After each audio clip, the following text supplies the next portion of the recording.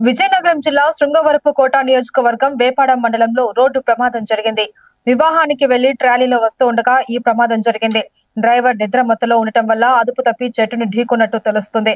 వాహనంలో ప్రయాణిస్తున్న ఓ మహిళకు చిన్నారికి తీవ్ర గాయాలు కాగా మరికొంతమంది చిన్నారులకు స్వల్ప గాయాలయ్యాయి. వీరిని 108 లో దగ్గరలోని హాస్పిటల్ కు తరలించారు.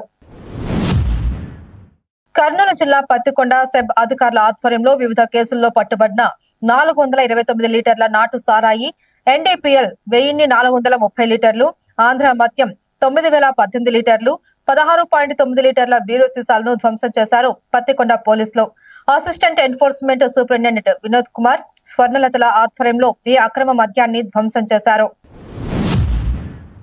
పలమనేరు నియోజకవర్గం గంగవరం మండలం మారేడుపల్లి గ్రామంలో ఓ ఇంట్లో నిల్వ ఉంచిన టపాసులు పేలి ఆ ధాటికి ఇంటి ముందర భాగం కూలిపోయింది. ఈ ప్రమాదంలో ఓ వ్యక్తికి తీవ్ర గాయాలైనట్లు సమాచారం. పూర్తి వివరాలు పోలీసుల దర్యాప్తులో తెలియాల్సి ఉంది.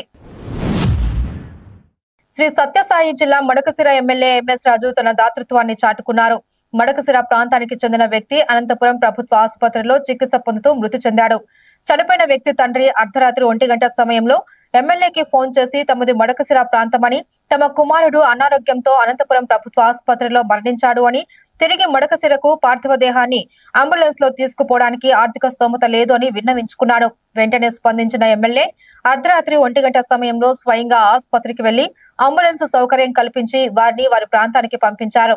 ఈ సన్నివేశాన్ని సోషల్ మీడియాలో చూసిన మడకశిర నియోజకవర్గ ప్రజలు ఎమ్మెల్యే మానవతా దృక్పథాన్ని అభినందిస్తున్నారు. అంబేద్కర్ కోనసీమ జిల్లా పి గన్నవరం నియోజకవర్గంలో మహాత్మా జాతీయ గ్రామీణ ఉపాధి పథకం అమలుపై తనిఖీలు నిర్వహించారు అధికారులు. ఇందులో భాగంగా నిర్వహించిన సమావేశంలో ఉపాధి కూలీలు అధికారుల ముందు బహిరంగ విమర్శలకు దిగారు. అయితే స్థానిక ఎంపీపీలపై, సర్పంచ్పై వ్యతిరేకంగా డౌన్ డౌన్ అంటూ నినాదాలు చేశారు వారు. మండల పరిషత్ కార్యాలయం నుండి స్థానిక తహసీల్దార్ కార్యాలయం వరకు ర్యాలీగా బయలుదేరి వెళ్లారు. దీనిపై స్పందించిన నాయకులు అక్రమాలకు పాల్పడితే సహించేది లేదు అన్నారు. ఈ కార్యక్రమంలో ఉపాధి హామీ పీడీ కనకరావు, ఈపీడీ మల్లికార్జునరావు, డిఆర్డీఏ విజయ తదితరులు పాల్గొన్నారు.